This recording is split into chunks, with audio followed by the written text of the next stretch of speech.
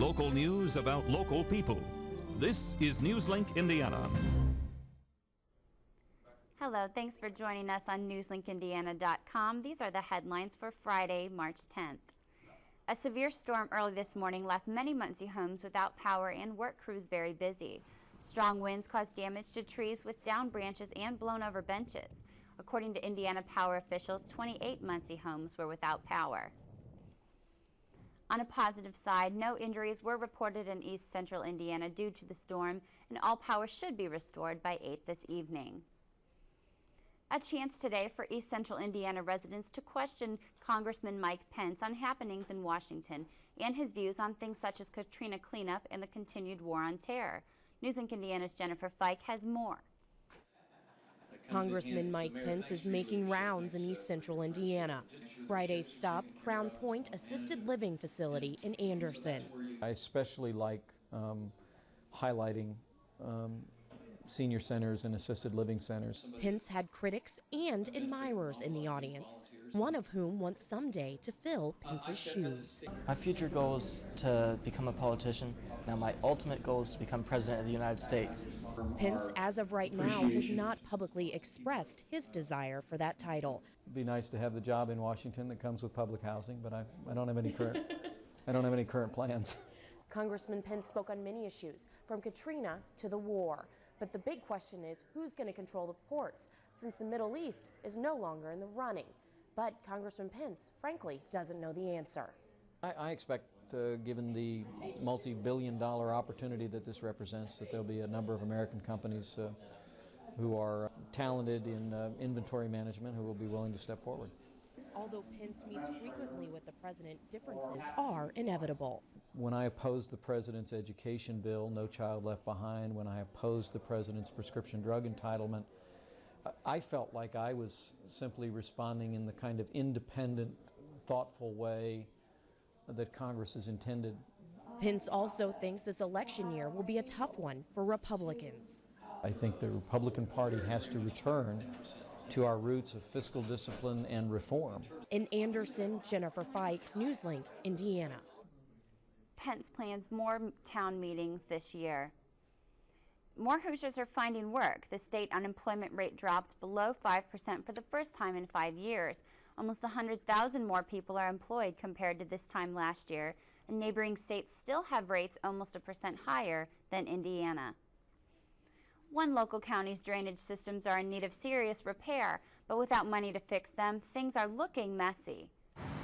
Before Randolph County installed a drainage system over a century ago, the area was a swampland. But over the years, the deterioration of that system now threatens to take the county back to the wetland. These drains are extremely old, and as time passes, they need more and more and more maintenance. Surveyor Phil Beisel says the two sources of money for the system, maintenance and general drain, are both headed towards bankruptcy. And for the county, that may mean less repair, more standing water, and more trouble. Standing water in the city is a problem, but the more serious issue is when it gets into the farmers' fields. Beisel wants the county council to pass a fee that would build the general maintenance fund, adding around $40,000 to the budget. If it doesn't pass, we are giving the landowner the option of repairing themselves. County Auditor Phil Holliday says the repair costs wouldn't have to be paid all at once. When they have reconstruction, then the landowners that are affected has an option of spreading it out over 5 years. Whether the fee passes or not, county residents can only hope spring showers don't create more than just puddles. Council members will decide on the levy at their first meeting in April.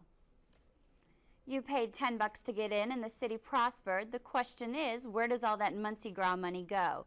Newslink Indiana's Michelle Long found the answer. Walnut Street has long since been emptied of Muncie Gras' colorful fanfare. Now the city prepares to fill it with just one color, green.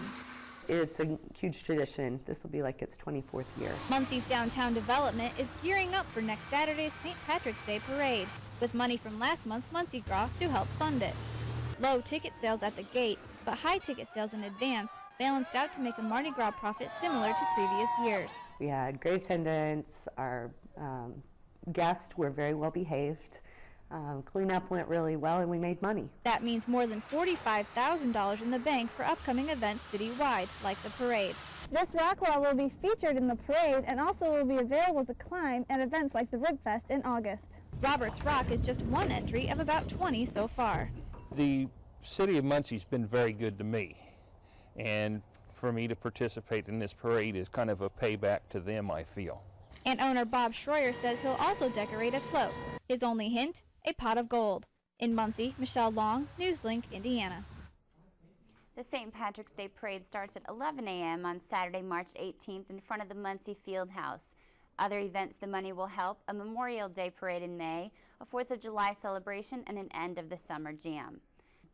And now a look at Newslink Indiana weather forecast. Tonight we can expect periods of rain and thunderstorms with a low of 43. It will be cloudy. And tomorrow you can see it's going to be 63 with showers and thunderstorms, winds south-southeast 11 to 15 miles an hour. Taking a look at our 5-day forecast, this weekend we can expect some nice temperatures: 63 on Saturday, 64 on Sunday, Monday partly cloudy with showers, Tuesday 42, and Wednesday 44. The Muncie Central Bearcats basketball team will make another run through the Indiana sectional tournament. The Bearcats will take on Warsaw in the Marion Regional Saturday at 10 a.m. The team is coming off an upset victory over rival Anderson, who was ranked number 3 in the state in the sectional final. Muncie Central made it all the way to the state final game last season before losing to the defending champion Lawrence North. If Central beats Warsaw in the morning, they face the winner of McCutcheon and Fort Wayne Snyder game at 8 p.m. on Saturday. Those are the headlines for East Central Indiana for Friday, March 10th. Join us again Monday for more local news about local people right here on NewslinkIndiana.com.